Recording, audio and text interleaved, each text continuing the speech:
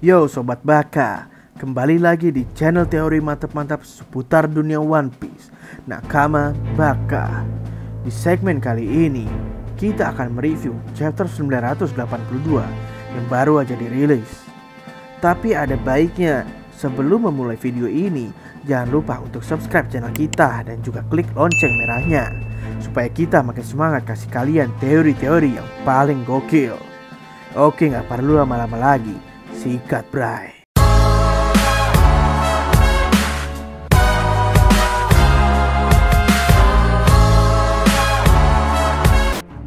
Pada chapter kali ini diawali dengan cover story yang masih melanjutkan kisah petualangan keluarga BG yang mencari kembaran dari istrinya, yaitu Lola. Di cover kali ini kita bisa melihat setelah bertemu Chiffon dengan Lola bersama Gotti dan BG, mereka kabur dari kejaran angkatan laut. Kira-kira kisah menarik apa ya bro yang bakal Oda berikan di alur cerita ke depannya yang berkaitan dengan kisah cover story ini? Di halaman pertama ini, kita diperlihatkan situasi setelah Tobiropo dikumpulkan untuk menjalankan misi Kaido, yaitu mencari Yamato. Di sini terlihat Black Maria tidak ikut mencari dan memutuskan untuk tetap tinggal bersama Kaido dan Orochi dalam rangka melanjutkan perayaan mereka. Kalau dilihat-lihat dari gambarnya, nampaknya ada sesuatu yang mantap-mantap antara Kaido dan Black Maria ya. Apalagi tempat tinggal Black Maria yang berada di belakang istana Kaido. Waduh, jangan mikir yang macam-macam ya bray. Selain itu, kita bisa lihat bahwa Orochi merayakan perayaan ini lebih bahagia dari biasanya karena bertepatan dengan 20 tahun dari ramalan Lady Toki. Di sini ia merasa senang karena merasa sudah mencegah pasukan samurai untuk melakukan pemberontakan dan merasa telah berhasil mematahkan ramalan dari Lady Toki tersebut.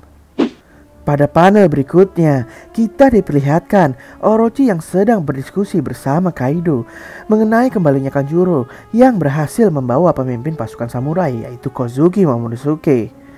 Di situ Kaido teringat akan Momo dan membahas mengenai fakta bahwa Kanjuro sendiri yang selama ini loyal dan percaya oleh Kozuki Oden tidak mengetahui bagaimana cara ke Pulau Laugh Tale karena Kozuki Oden tidak pernah menceritakannya. Wah, apa sebenarnya Oden udah tahu ya kalau bakal ada pengkhianat? Makanya dia cuma kasih petua ke 9 Red Scabbard untuk buka Wano ke dunia. Mungkin karena dia tahu kapabilitas bawahannya. Menurut hipotesa kami sih, Kanjuro sepertinya akan berbalik ke pihak Momo. Ya karena teringat masa lalunya dengan Toki dan Oden yang ia bahkan pun dipercaya untuk pergi ke masa depan. Pada panel selanjutnya, Kanjuro akhirnya berhasil bertemu dengan Orochi dengan membawa Momo yang terlihat babak belur. Kanjuro beralasan bahwa Momo babak belur karena berusaha kabur dengan mencoba memutuskan tali yang mengikatnya. Hal ini yang membuat Kanjuro menghajarnya sehingga ia tidak bisa kabur lagi. Di panel ini pula, kita bisa melihat Kanjuro yang meminta maaf karena terpaksa menebas beberapa anak buah Kaido dan Orochi karena salah menganggap bahwa dirinya masih menjadi bagian dari Nine Red Scabbards. Selain itu, nampak Kaido yang sepertinya sedang memikirkan sesuatu saat mendengarkan Orochi dan Kanjuro yang berdialog bahwa anak kecil yang dibawa adalah Momo, anak dari Kozuki Oden. Yang jadi pertanyaannya, apa yang ada di pikiran Kaido? Apa jangan-jangan sebenarnya pride-nya dia sebagai bajak laut terasa tercoreng dengan kelakuan Orochi yang memperlakukan anak dari lawannya terdahulu secara tidak pantas?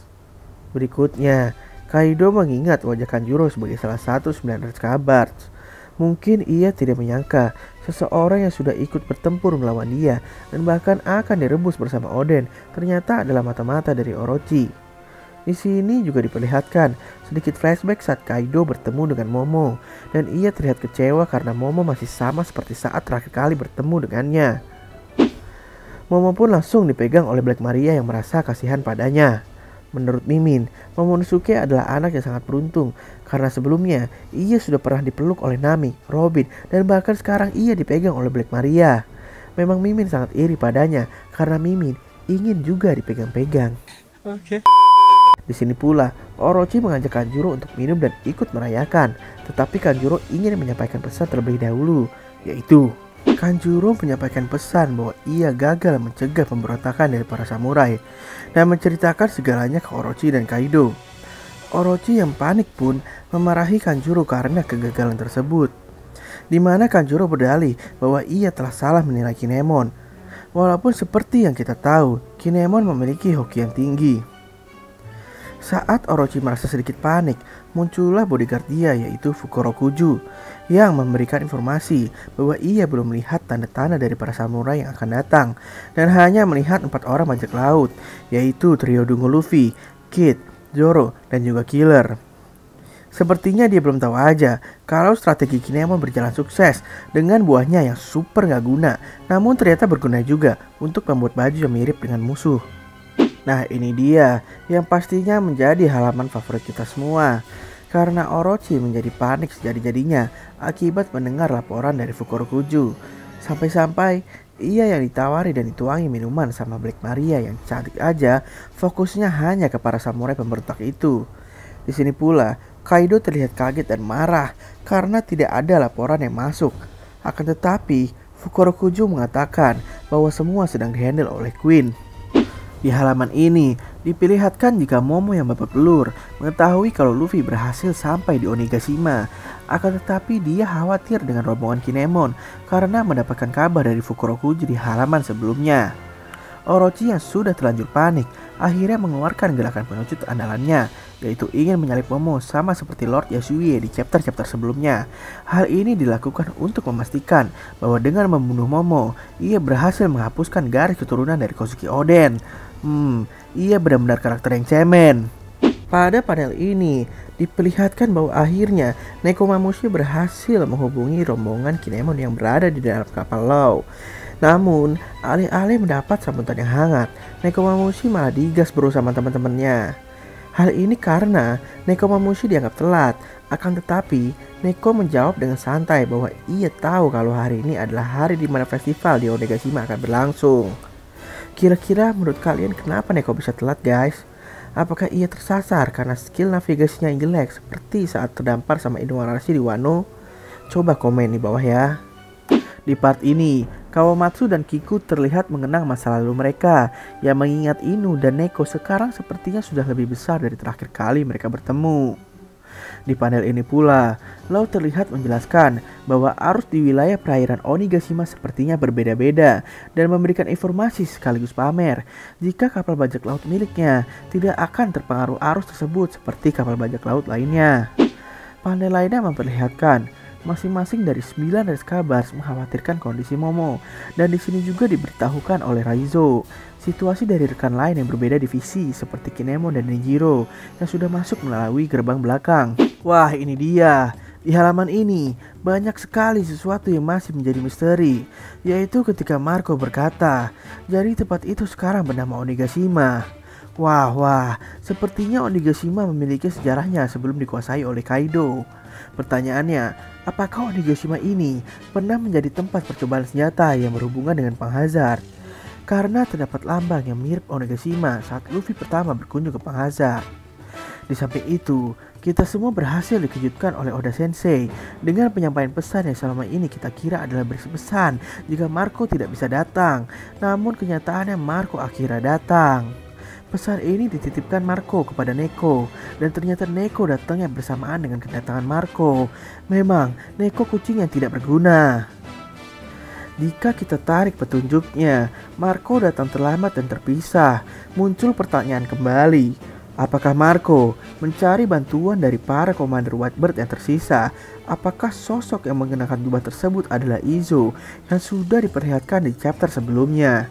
Mengingat Oda berhasil melakukan twist dengan kedatangan Marco, besar kemungkinan sosok yang berkata ke Marco bahwa ia melakukan keputusan yang tepat adalah Izo itu sendiri dan bukan karakter baru lainnya. Dan di sini kita diperlihatkan bahwa alasan Whitebird tidak datang di pertempuran sebelumnya karena mereka tidak menerima berita satupun atas situasi yang menimpa Wano. Bila saja mereka memiliki Fever Cut Oden, mungkin Kaido sudah dihabisi dan dihantam oleh Haji Whitebird. Di panel selanjutnya, diperlihatkan situasi dari pasukan Denjiro yang secara tidak sengaja bertemu dengan salah satu Tobiropo, yaitu Sasaki. Terlihat Sasaki sama sekali tidak curiga dan malah menyapa Denjiro yang masih dia anggap sebagai Kyoshiro. Di sini diceritakan bahwa sepertinya mereka cukup mengenal satu sama lain dan Sasaki memberitahu alasan ia tidak ikut pestanya karena diminta Kaido mencari anaknya, dan ia mempertanyakan kehadiran Kyoshiro karena mendengar kabar bahwa tahun ini Kyoshiro tidak ikut pesta di Onigashima. Di halaman selanjutnya, kita diperlihatkan kalian menipu Denjiro yang mampu menahan Sasaki dengan memborgolnya dan masih berpura-pura sebagai Kyoshiro. Di sini pula diperlihatkan saat Denjiro merubah penampilannya untuk terlihat sebagai Kyoshiro dan memperlihatkan tato sekaligus melontarkan pertanyaan ke Sasaki. Badannya berotot sekali ya, Mimin jadi tegang. Denjiro yang sudah mengganti kostumnya pun melanjutkan infiltrasi bersama pasukan samurai yang masih menyamar.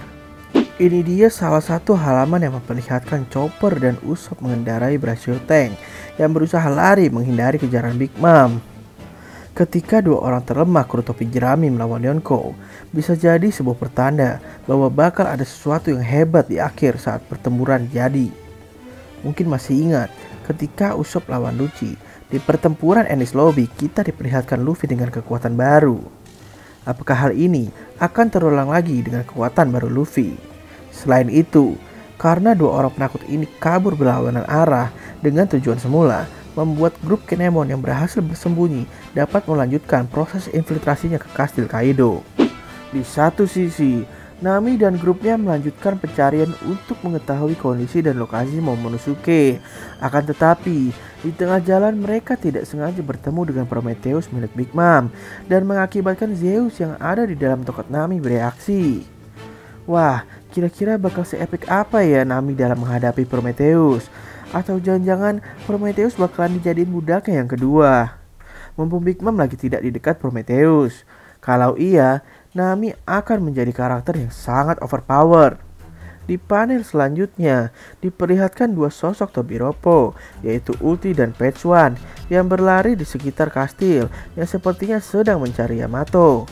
Akan tetapi, Ulti yang terlalu lelah di tengah jalan memaksa Page One untuk menggendongnya. Page One yang tidak dalam keadaan siap pun terlihat kehilangan keseimbangan dan terjatuh. Yap, saat terjatuh inilah Ulti dan Page One bertemu dengan kapten bajak laut kita, yaitu Luffy. Dengan nada bicara asalnya, Ulti pun menanyakan apa yang Luffy mau. Dan dengan kerennya, Luffy menjawab dengan pertanyaan yang sama. Apakah insiden di Enies Lobby dan Whole Cake Island akan terulang kembali? Mengingat di kedua arc tersebut, Luffy mengalahkan dua musuh utama, yaitu Bulueno dan Lucci, serta Cracker dan Katakuri. Setelah melihat kejadian di chapter 982 ini, prediksi kami sepertinya pertempuran masih belum akan dimulai dan masih akan terfokus dengan proses mix karakter sampai nanti bertemu dengan lawan sepadannya. Sama seperti saat Sanji melawan Kalifa dan akhirnya ditukar menjadi Nami melawan Kalifa. Selain itu, kejutan datang dari pihak Marco. Kami memiliki hipotesa bahwa Marco terlambat karena mengumpulkan sisa commander untuk ikut berperang. Wah, pokoknya pertarungan selanjutnya bakalan gila. Mimin pun sudah tidak sabar.